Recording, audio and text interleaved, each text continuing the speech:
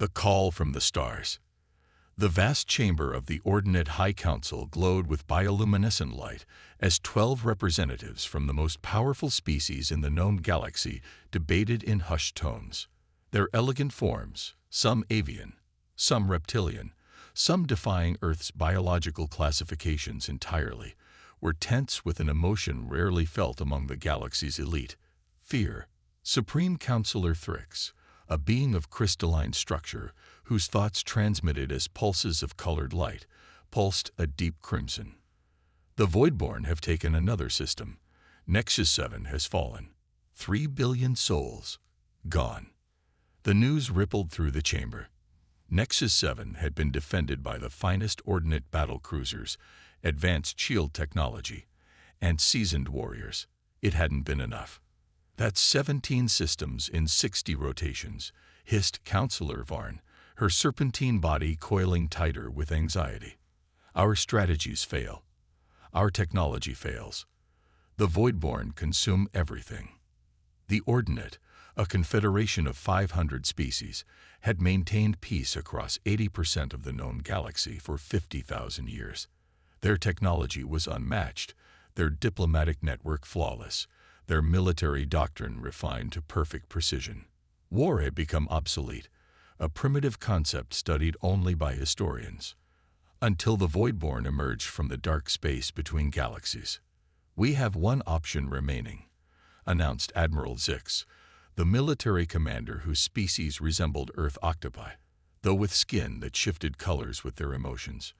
Currently, Zix was a mix of desperate gray and determined blue. Scout vessel KL-728 has returned from the Edge territories with unusual findings. A holographic projection appeared in the center of the chamber, a small blue-green planet orbiting an unremarkable yellow star. This is catalog designation Sol 3, locally known as Earth. Its dominant species calls themselves humans. Technologically primitive, only recently achieved limited interplanetary travel. But Zix's skin rippled with uncertainty. They possess something unique. A hologram shifted, showing historical footage from Earth's past. Armies clashing with swords and shields, then muskets and cannons, then tanks and aircraft, then glimpses of nuclear explosions and advanced combat drones. They have never known peace, Zix continued. In their brief 50,000-year history as a species, humans have spent over 90% of it at war, with nature, with themselves, with their very environment. While we evolved past conflict, they perfected it. Counselor Thrix flashed skeptical purple. "You suggest we ask primitives for help. Their weapons are toys compared to Ordinate technology." "Not their weapons," Zix replied. "Their minds. Their instinct. The Admiral searched for the right word. Their savagery." Scout Captain Ilara watched Earth through her vessel's observation screens, cloaking technology ensuring humans remained unaware of her presence. 3 planetary rotations of observation had left her fascinated and disturbed. Humans fought constantly, not just with weapons, but in their economics, their politics, their entertainment. Even their mating rituals had elements of combat and competition. Their literature glorified war heroes. Their children played at simulated killing. Their greatest technological advancements came from military research. Yet they also created art of breathtaking beauty, showed compassion that defied logic, and demonstrated courage beyond biological imperative. They were contradictions given flesh. Her communication panel chimed. Admiral Zix appeared on screen. "The Council has decided. Make contact with their leadership. Offer the standard diplomatic package, but emphasize military cooperation. We need their perspective." Ilara's antenna twitched with concern. "Sir, they're divided into nearly 200 separate governance units. Which do I approach?" "The 5 with the most advanced military capabilities. Offer them stars, Captain. Offer them anything. We need what they know." General Diana Chen stared at the alien delegation seated across the conference table in the United Nations Security Council chamber and fought to maintain her professional composure. 24 hours ago, She'd been planning counter-terrorism operations in the South Pacific. Now she was facing beings that looked like walking crystals, octopi in anti-gravity suits, and serpents with manipulator appendages. "Let me understand this correctly," she said, her voice steady despite the surreal situation. "Your advanced galactic civilization is being defeated by an enemy you can't understand, and you want our help. Earth has barely reached Mars." Captain Ilara's translation device converted her melodic language to crisp English. "Not your technology, General. Your strategic thinking. Your understanding of war." The Russian representative, General Petrov, laughed harshly. "You crossed light years to ask for military advice from a species that can't travel beyond its own solar system." "Yes," Admiral Zix replied simply, skin shifting to earnest green. "For 50,000 years, the Ordinate has known peace. We've forgotten war. Our battles against the Voidborn are mathematically perfect, precisely executed, and utterly ineffective. We need what you might call the human element." President Okafor of the African Union leaned forward. "And what do we get from this arrangement?" The holographic display activated, showing technology beyond human comprehension. Faster than light travel, energy generation systems that could power Earth for centuries from a device the size of a suitcase, medical technology that could cure any disease. "Everything," Captain Ilara said, "if we survive." The Joint Chiefs meeting room at the Pentagon was now the unlikely headquarters for humanity's first interstellar military collaboration. General Chen had been appointed Earth's military liaison, working directly with Admiral Zix to develop strategies against the Voidborn. "Show me again how they attack," Chen requested, studying the holographic battle replays. The Voidborn ships, if they could be called ships, were massive organic-looking structures that seemed to phase in and out of normal space. Their attacks followed perfect geometric patterns, countering ordinate defensive formations with mathematical precision.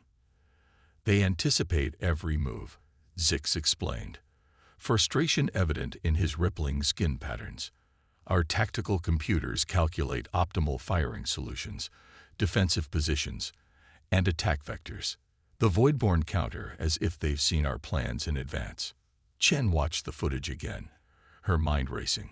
Then she smiled. "That's it. You're too perfect, too predictable." "Explain," demanded Zix. Chen grabbed a marker and drew on a whiteboard. Ancient technology compared to the Ordinate holographics, but effective. "War isn't math. It's chaos. It's emotion. It's deception and sacrifice and calculated risks. You fight like machines, optimized, efficient, and utterly predictable."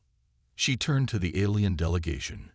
"The Voidborn beat you because they've analyzed your patterns. You need to become unpredictable."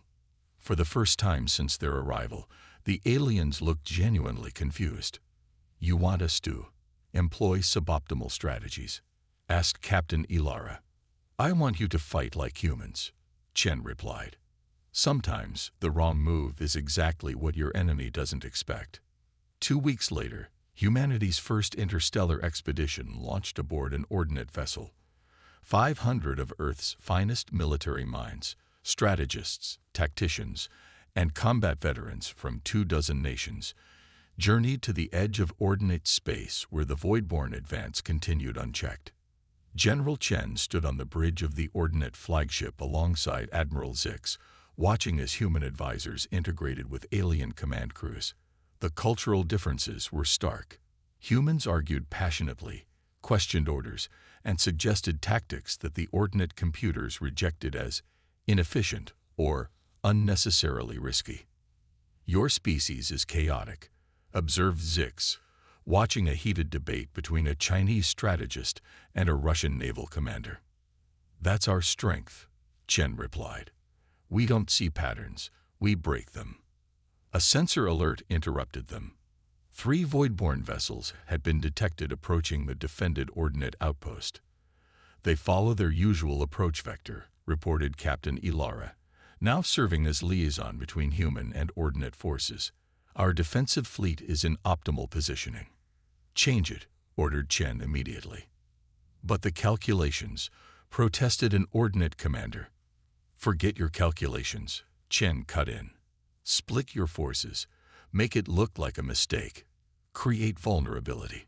Admiral Zix's skin cycled through colors of uncertainty before settling on a determined blue. Do as she says. The ordnate fleet reconfigured, deliberately creating a gap in their defensive line, a move that every ordnate tactical simulation predicted would lead to defeat. The Voidborn approached exactly as expected, their formation shifting to exploit the apparent weakness. Now, said Chen quietly.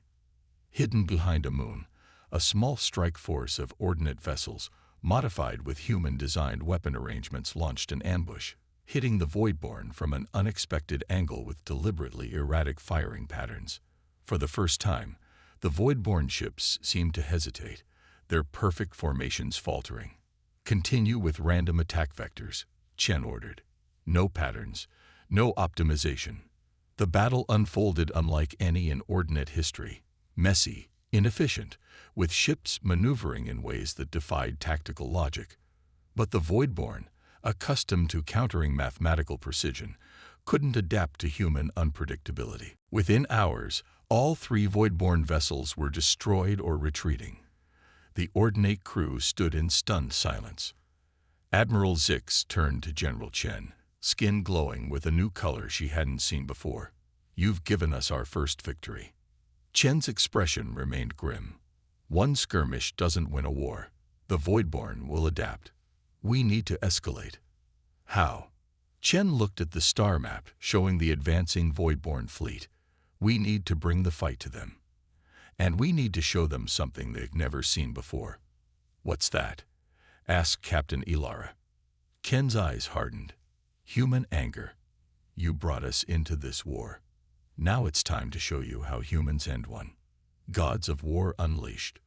The Voidborn command entity, a vast consciousness spread across multiple vessels, experienced something new. Confusion. The predictable patterns of ordnate resistance had changed. Their perfect formations now incorporated deliberate flaws, their attack vectors followed illogical paths, and their retreat scenarios defied optimization.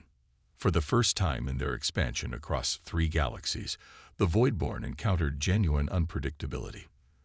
The neural network that formed the Voidborn collective analyzed the new data, searching for the variable that had changed. They located it quickly. Small bipedal organisms now accompany the ordnate.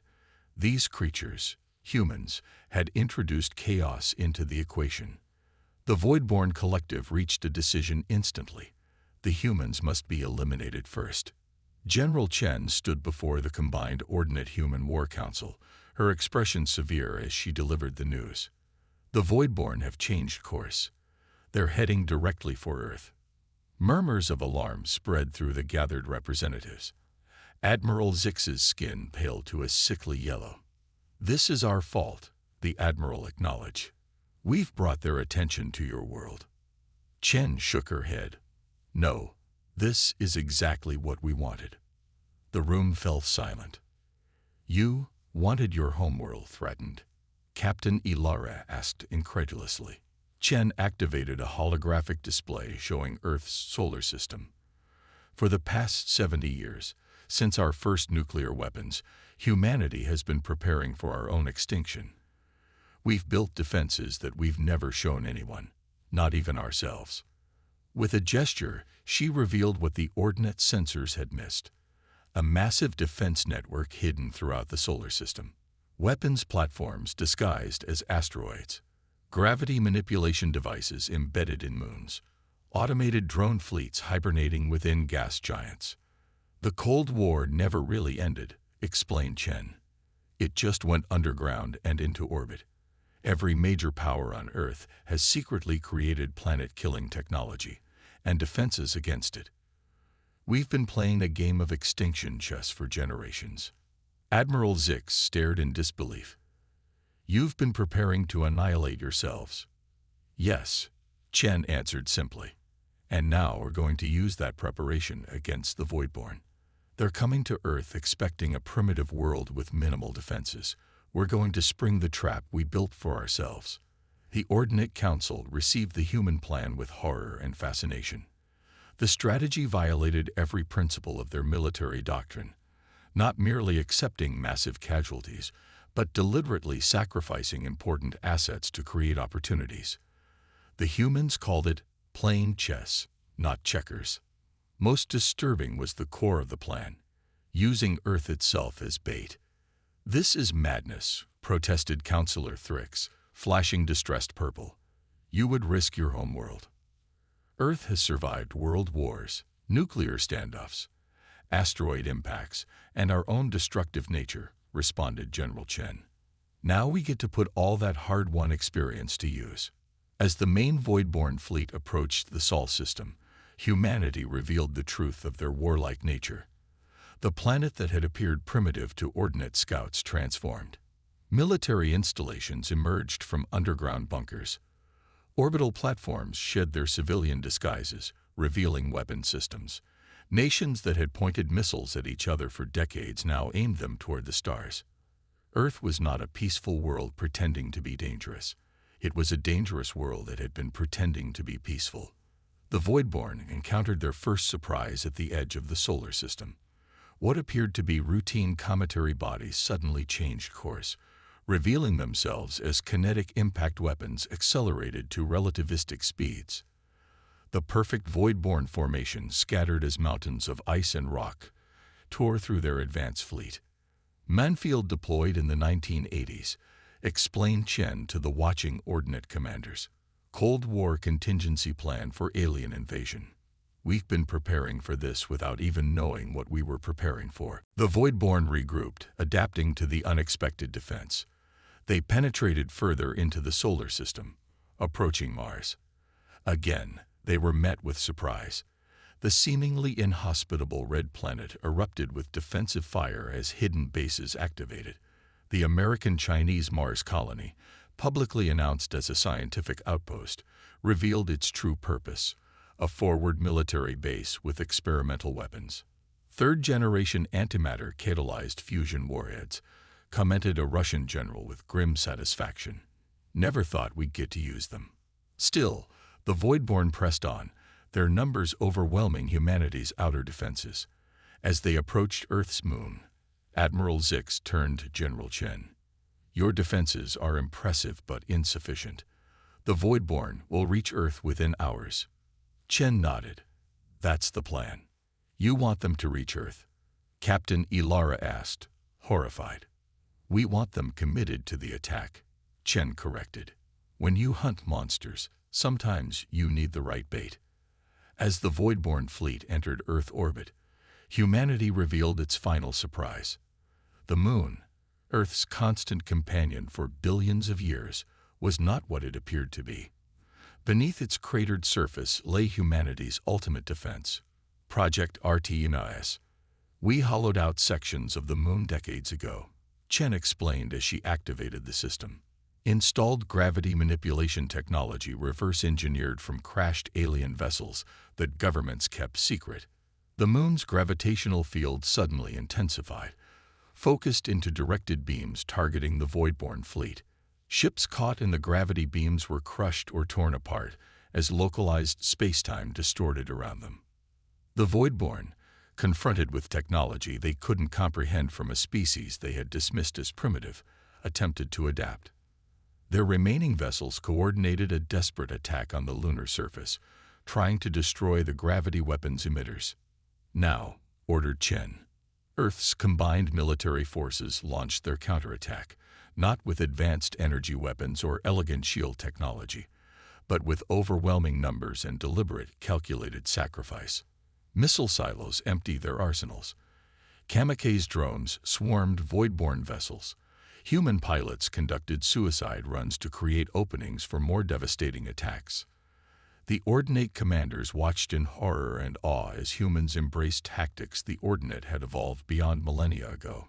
Tactics of blood and sacrifice, of trading lives for victory. "This is barbaric," whispered Captain Ilara. "This is survival," countered Chen. "This is what we know, what we've always known." The battle for Earth lasted 27 hours. When it ended, The void-born fleet was decimated. The survivors retreated to deep space, transmitting vast quantities of data back to their collective. The message was clear. Humans did not fight like the ordinate. Humans did not fight like any species they had encountered before. Humans fought like the universe itself. Chaotic, brutal, beautiful, and terrifying. In the aftermath, as Earth began rebuilding its defenses and tending to its wounds, the Ordinate High Council convened an emergency session. Admiral Zix addressed the gathered representatives, skin shifting between colors of awe and concern.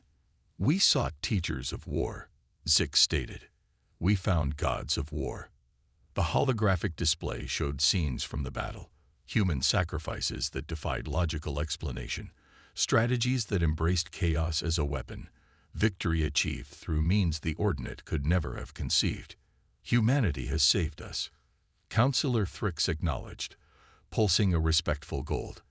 "But at what cost to the galaxy's future?" On the rebuilt deck of the Ordinate flagship, General Chen stood beside Admiral Zix, watching Earth recede in the viewport as they traveled to engage the regrouping void-born forces. "Your council fears us now," Chen observed.